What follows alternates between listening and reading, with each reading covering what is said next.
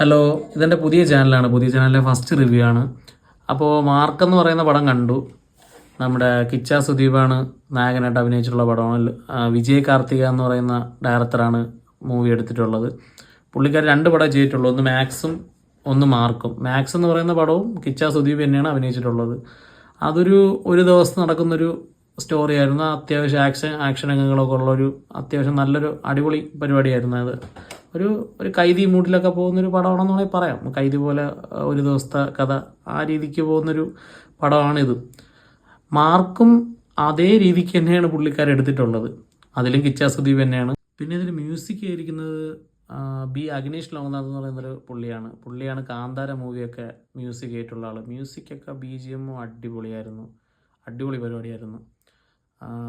പടം എങ്ങനെയാണെന്ന് വെച്ചാൽ പടം അത്യാവശ്യം കുഴപ്പമില്ല എന്ന് വേണമെങ്കിൽ പറയാം. പക്ഷേ മാക്സ് അത്യാവശ്യം നല്ല പടമായിരുന്നു. മാക്സ് അത്യാവശ്യം അത് നല്ല കൊള്ളായിരുന്നു, അടിപൊളിയായിരുന്നു. പക്ഷേ ഈ പടം ഒരു ആവറേജ്. അത്യാവശ്യം ആക്ഷൻ രംഗങ്ങളും കാര്യങ്ങളൊക്കെ ഉണ്ട്. ഇതിന് 2 ദിവസത്തെ സ്റ്റോറി ആയിട്ടാണ് ചെയ്തിട്ടുള്ളത്. ഒരു ചിൽഡ്രൻ കുട്ടികളെ തട്ടിക്കൊണ്ടുപോകുന്ന, കിഡ്നാപ്പ് ചെയ്യുന്നതും അങ്ങനെ കുറച്ച് പരിപാടിയാണ് ഇതിൻ്റെ അകത്ത് പറഞ്ഞിട്ടുള്ളത്. പക്ഷേ കണ്ടിരിക്കാൻ രസമുണ്ടോ എന്ന് ചോദിച്ചാൽ കുഴപ്പമില്ല.